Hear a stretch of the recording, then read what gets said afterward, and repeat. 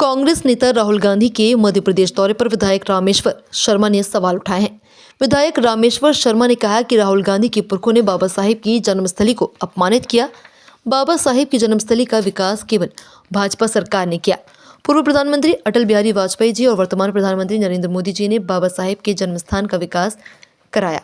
राहुल गांधी के पूर्वज जवाहरलाल नेहरू ने बाबा साहेब को 2 बार चुनाव हराया। जीते जी उन्हें संसद में प्रवेश नहीं करने दिया। राहुल गांधी की दादी ने 25-30 बार बाबा साहेब के संविधान को बदला।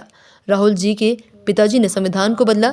रामेश्वर ने कहा कि राहुल गांधी बाबा साहेब भीमराव अंबेडकर जी से उनके अनुयायियों से नाक रगड़कर माफी मांगे। जितना अपमान कांग्रेस ने उनका किया है इतना किसी ने नहीं किया। पीएम मोदी ने कसम खाई है कि बाबा साहेब के संविधान का देश भर में अक्षरशः पालन करेंगे।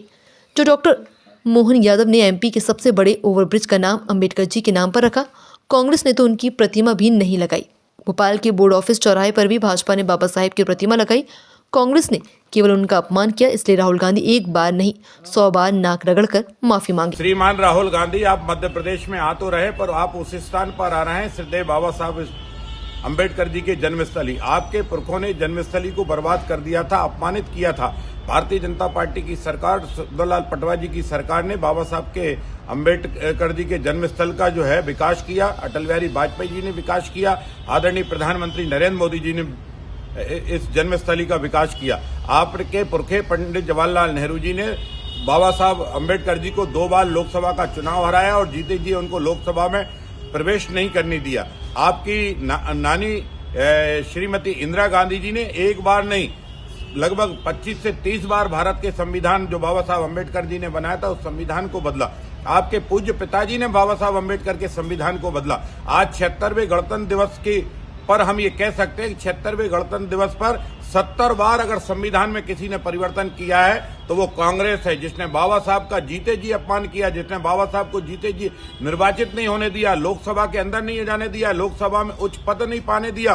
बाबा साहब की आवाज को बार बार कांग्रेस ने दबाने की कोशिश की। श्रीमान राहुल गांधी जी, अगर आप माफी मांगे बाबा साहब के अनुयायियों से, बाबा साहब से नाक रिगड़कर माफी मांगे। जो पाप, जो अपमान बाबा साहब का आपके पुरखे पंडित जवाहरलाल नेहरू जी ने, श्रीमती इंदिरा गांधी जी ने, श्रीमान राजीव गांधी जी ने और किया है, उससे ज्यादा अपमान कोई कर नहीं सकता।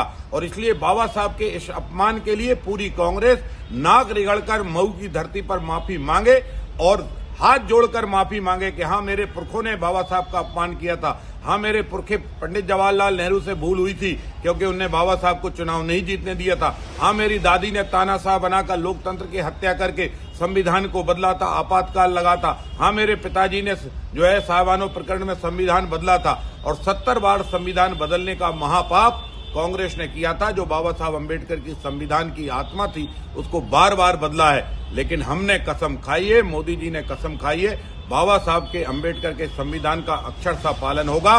बाबा साहब के तीर्थ स्थल भी तैयार होंगे और बाबा साहब के संविधान और बाबा साहब की जय जयकार होगी। और इसलिए डॉक्टर मोहन यादव जी ने भोपाल की धरती पर एक हमने गणेश मंदिर से गायत्री मंदिर के फ्लाईओवर का नाम भी बाबा साहब अंबेडकर जी के नाम पर रख दिया है। कांग्रेस ने तो बाबा साहब की प्रतिमा भी नहीं लगाई। भोपाल बोर्ड ऑफिस की चौराहे की प्रतिमा भी भारतीय जनता पार्टी ने लगाई।